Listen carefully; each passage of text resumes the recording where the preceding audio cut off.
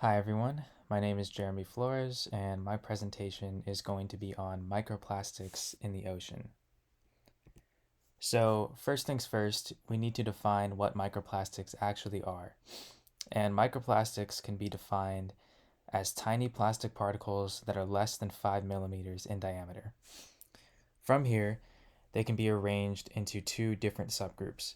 The first of these subgroups are called primary microplastics, and these are plastics that are intentionally manufactured to be within this size range.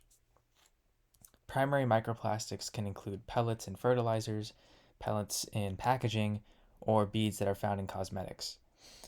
The second subgroup are secondary microplastics, and these are plastics that have been degraded down from a larger size to be within this size range.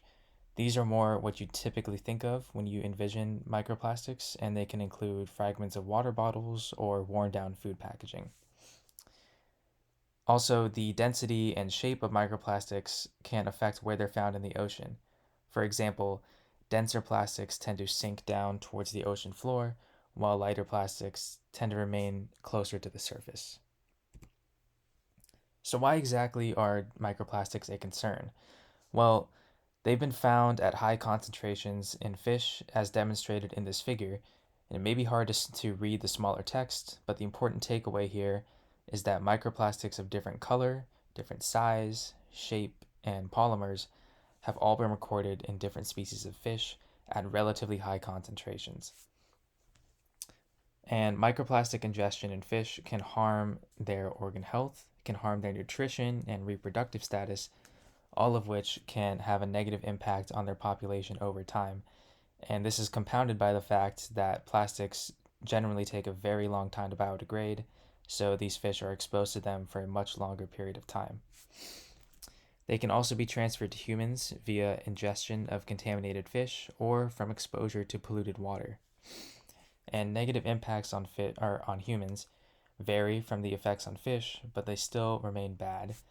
And these can include oxidative stress, metabolism alteration, and a diminished immune system functionality. So, what can we do about microplastics? Well, there are a number of sustainable practices that can help reduce their effects. The first of these being chemical degradation. This helps to permanently remove microplastics through processes like oxidation and photocatalysis.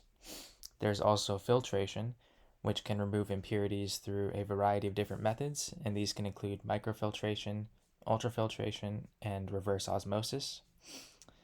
Adsorption is another effective method, and this can absorb heavy pollutants. This has recently been adapted to aid in microplastic removal.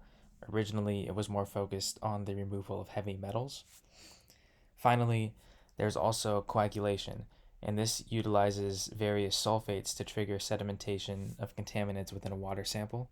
So basically, these sulfates will cause a reaction that makes the contaminants go down towards the bottom of these water samples, and after this occurs, the pollutants can then be separated from the water.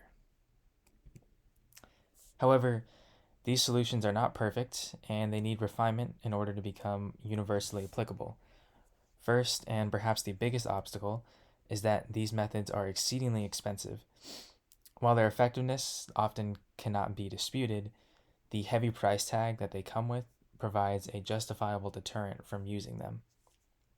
There's also a need for uniform standardization, as many organizations that participate in microplastic removal often use different units and methods for their collection. When collaborating with other projects, these inconsistencies can cause confusion between the two.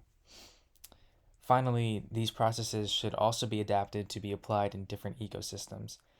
Microplastics are not solely an ocean issue, and sustainable processes should also be able to help other ecosystems.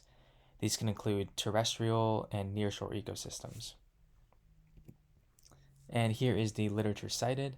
Thank you for listening.